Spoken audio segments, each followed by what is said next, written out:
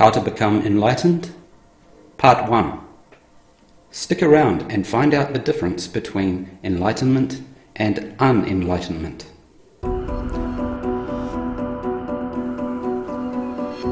This presentation is part of a series with multiple parts entitled How to Become Enlightened.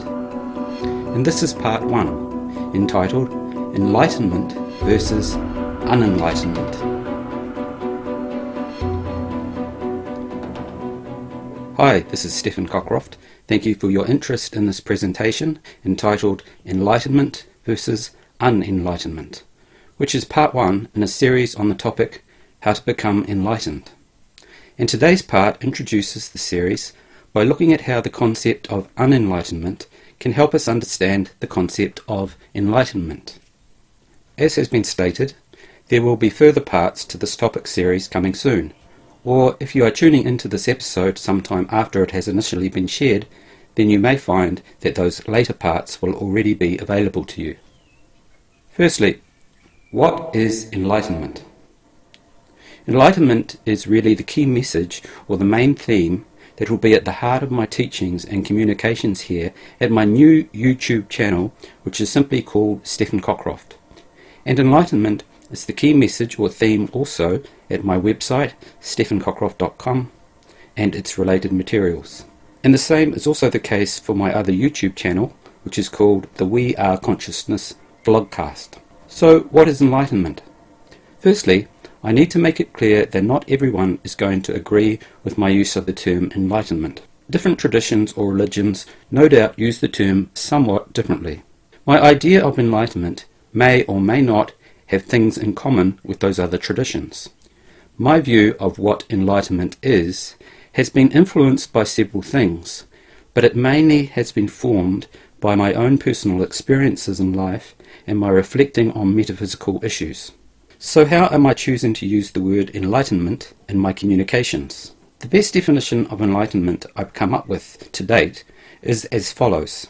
Enlightenment is perceiving reality with clarity and experiencing it authentically. I think that is worth repeating, so I'll say it again. Enlightenment is perceiving reality with clarity and experiencing it authentically. So, by the term enlightenment, I'm talking about perceiving the truth about reality.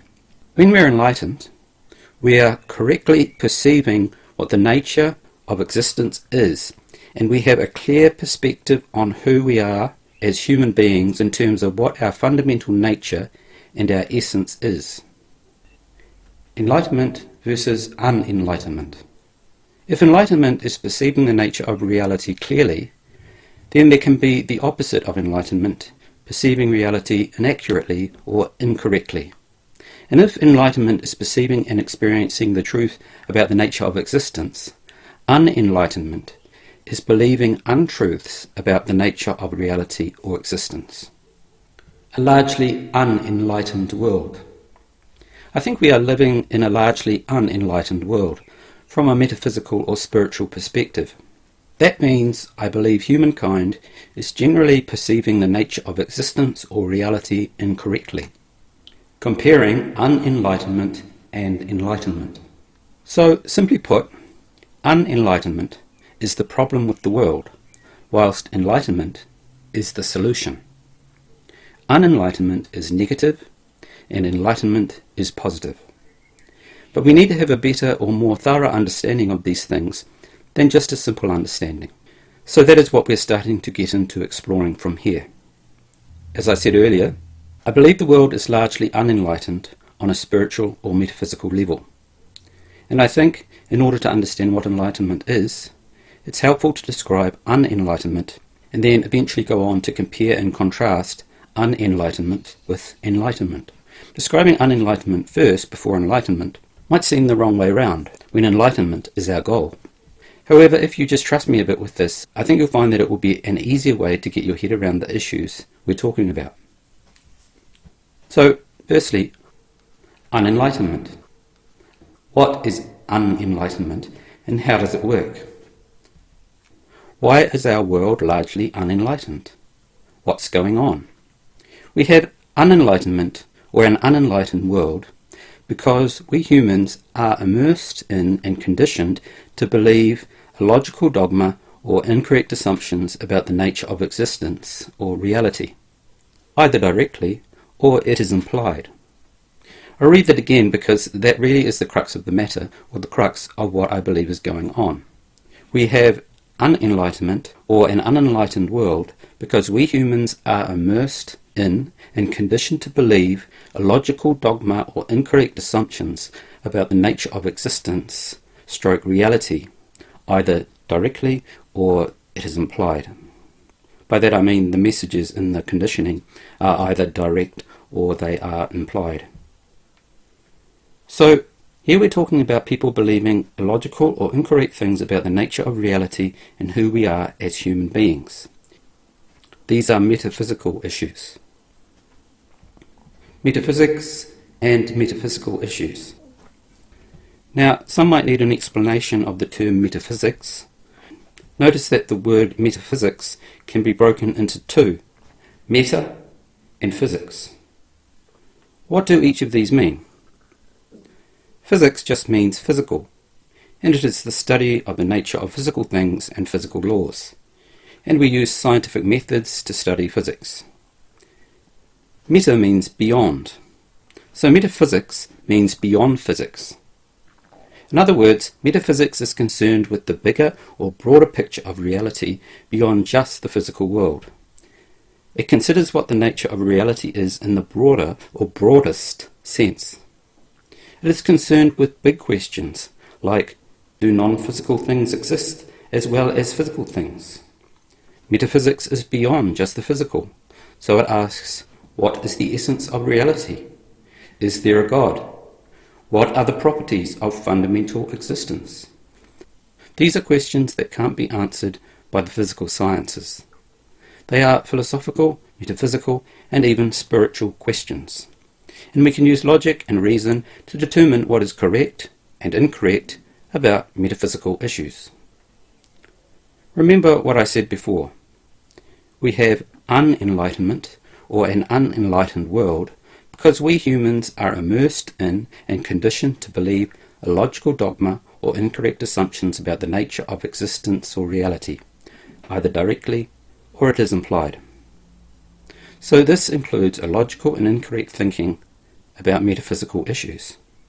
This conditioning results in a confused metaphysical view of reality. What I mean by that is that the metaphysical view of reality is illogical, incorrect, and thus it ultimately doesn't make sense and is devoid of adequate meaning and is simply confusing and inadequate. The basic metaphysical paradigm is expressed differently in different cultural contexts. But the basic illogical dogma is universal and pervasive and metaphysically, spiritually, and all-round disempowering. The extent to which a culture is unenlightened or unenlightened metaphysically and spiritually could vary considerably. But when we're talking about enlightenment and unenlightenment, we're talking about an issue that is fundamental to the human condition. The issue transcends any particular culture and is an issue for all of humankind. My focus tends to be on Western culture because I grew up and live in a Western country, and that is my experience. And so that is the context to which I'm largely referring to. Okay, so what is the consequence of unenlightenment's incorrect and illogical thinking about the nature of existence? It leads to a fear and anxiety-based negative emotional state and stress within the body. I'll repeat that. So what is the consequence of unenlightenment's incorrect and illogical thinking about the nature of existence? I believe it leads to a fear and anxiety-based negative emotional state and stress within the body. There's going to be more to say about unenlightenment and what it is and how it works later on in other parts of this topic series. The reason I'm not going into that further right now is because I need to introduce you to a bit of philosophy about different basic theories or models of reality, which I'll be doing in the next presentation. The point is that you need to have a basic grasp of that before a continuation of explaining how unenlightenment works will make proper sense. So we'll leave unenlightenment there right now. And to finish off this presentation, I'll show how the workings of enlightenment compare with unenlightenment up to the point we've covered it thus far. Now, I'm going to be very precise in what I say here, so please listen carefully or you might miss what I say.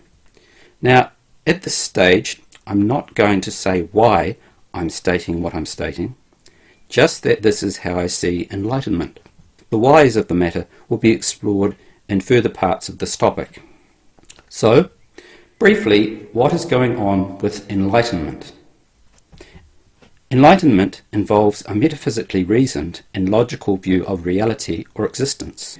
This leads to metaphysical, spiritual, and all-round empowerment. And this leads to a love, freedom, and empowerment-based positive emotional state and reduced stress within the body. Notice the differences there if we're comparing unenlightenment and enlightenment.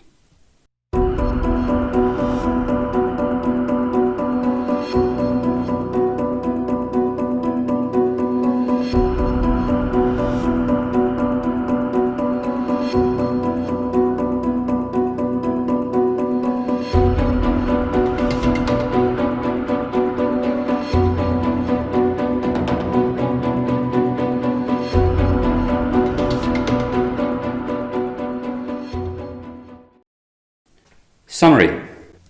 To sum up, what were the main points covered in this part 1 of the series, How to Become Enlightened? Part 1 has been about enlightenment versus unenlightenment. What is enlightenment? I'm focused on my own view of what enlightenment is. Different traditions and religions may have different definitions or concepts of enlightenment. Enlightenment is perceiving reality with clarity and experiencing it authentically. When we are enlightened, we're correctly perceiving what the nature of existence is and who or what we ourselves are accurately. We have insight into what our nature is and what our essence is. If enlightenment is perceiving the nature of reality clearly, then there can be the opposite of enlightenment, perceiving reality inaccurately or incorrectly. I choose to call that unenlightenment. I think we are living in a largely unenlightened world from a metaphysical or spiritual perspective. That means I think humankind is generally perceiving the nature of existence or reality incorrectly. In order to understand what enlightenment is, it's helpful to describe unenlightenment, and then eventually go on to compare and contrast unenlightenment with enlightenment. We humans are immersed in and conditioned to believe a logical dogma or incorrect assumptions about the nature of existence or reality, and this includes illogical and incorrect thinking about metaphysical issues. This conditioning results in a confused metaphysical view of reality. A metaphysical view of reality that is illogical and incorrect, and thus ultimately doesn't make sense and is devoid of adequate meaning and is simply confusing and inadequate.